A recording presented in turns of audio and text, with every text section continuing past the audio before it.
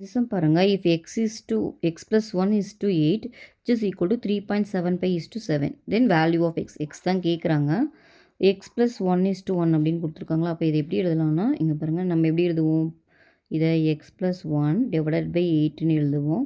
இது 3.75 divided by 7. ஓகேவா.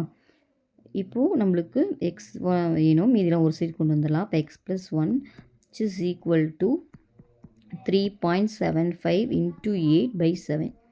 ஓகேவா. இதுக்கு நான் பாயிண்ட் எடுத்து எழுதிக்கிறேன், கேன்சல் பண்ணுறதுக்கு ஈஸியாக இருக்கணும். அப்போ 375 by 100 into 8 by 7. ஓகே, இப்போ 5 டேபிளில் கேன்சல் பண்ணிங்கன்னா இது என்ன வரும், 20 வரும். மேலே 7 5 35, அப்போ 25 75 வந்து திரும்ப 5 டேபிளில் கேன்சல் பண்ணிங்கன்னா இது 1 டைமு 5 டைமு, இது 4 டைம்ஸ். ஓகேவா.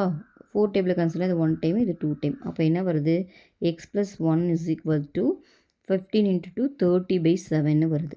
ஓகேவா. இது எப்படி எழுதலாம், இதுலேருந்து நம்மளுக்கு எக்ஸ் மட்டும் தான் கேட்குறாங்க இல்லையா. அப்போது இது எப்படி எழுதலாம்னா, எக்ஸ்மா எனக்கு வேணும். அப்போ 30 by 7 minus 1 வருமா.